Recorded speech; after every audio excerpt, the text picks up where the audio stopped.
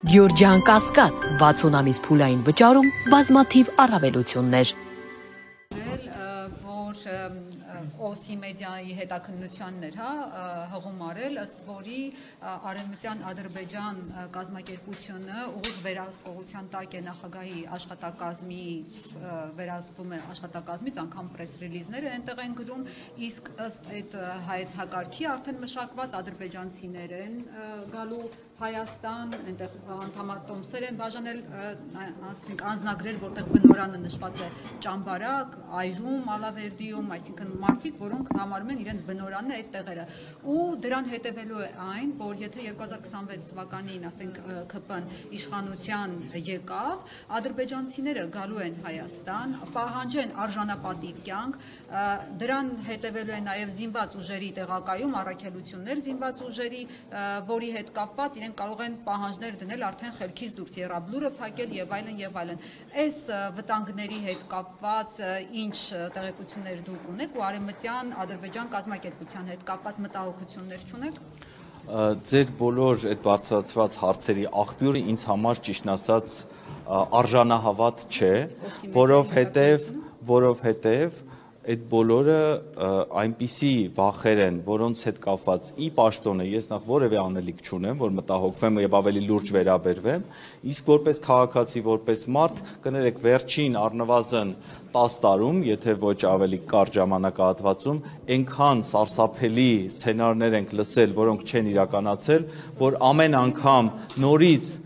նստել եւ ողբալ ի սկզբանե մի իրադարձություն, որը ընդհանրապես խոսույթի կամ ընդհանրապես քաղաքական շահարկումների մակարդակում է, ես նորից կրկնեմ, ես քաղաքականությամբ չեմ զբաղվում։ Հակառակ դեպքում այս քաղաքական շահարկումների կողքը մի քանի այնպիսի համեղ քաղաքական այսպիսի հայտարարություններ կանեի, որ մի 10 վերնագիր կունենայիք, բայց քանի որ չեմ կարող մտնել այս քաղաքական խաղի ու բանավեճի մեջ, թույլ տվեք նման այսպես օթային ինչ-որ սարսափների ու վախերը չմեկնաբանել։ Բայց Ադրբեջանի քաղաքականությունը հաշվի առնելով հայտարարել, որ Արևմտյան Ադրբեջան կազմակերպության ներքո պետք է ապահովենք ադրբեջանցիների մեծ վերադարձի ծրագիրը։ Այդ ոնց է լինում, որ օդի մեջ, այսինքն Ալիևը օդի մեջ է ասում, մենք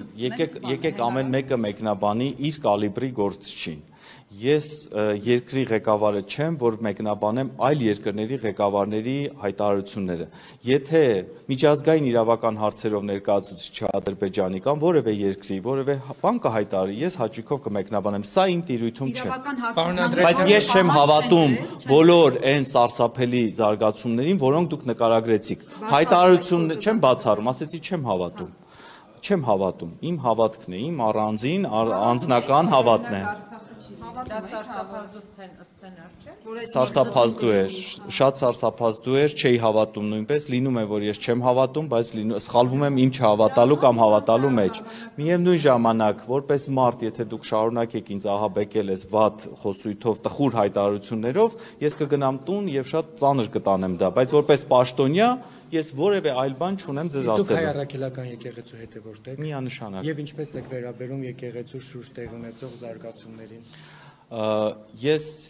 ամեն կիրակի գնում եմ իմ շատ սիրելի կոնդի Սուրբ Հովհաննես եկեղեցի, այլ տեղեկություն իմ անձնական, կրոնական հավատքի հետ կապված, ես պատշաճ չեմ համարում այս բանին քննարկել։ Թույլ տվեք, քանի որ հիմա կրոնական հարցերն են քաղաքականացվել, թույլ տվեք զերծ մնալ նման մեկնաբանություններից չլինելով քաղաքական պաշտոնյա եւ օրենքով արգելված ինձ զբաղվել քաղաքականությամբ, թույլ տվեք չզբաղվեմ քաղաքականությամբ նաեւ կրոնական հարցերով։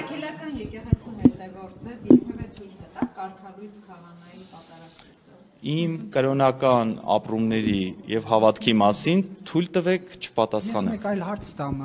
Նիկոլ Փաշինյանը հիմա ինչ անում է, արդյոք իր լիազորությունները գերազանցելու, անցնելու գնով չի անում, եկեղեցու կաթողիկոսի հետ կապված սահմանները հատելով։ Ես վարչապետի լիազորությունների անցման, չանցման հետ կապված մեկնաբանողը չեմ, ես միջազգային իրավական վեճի չի հասել իր որևէ գործողություն, որպեսզի ես կարողանամ ասեմ։ Իսկ նրանք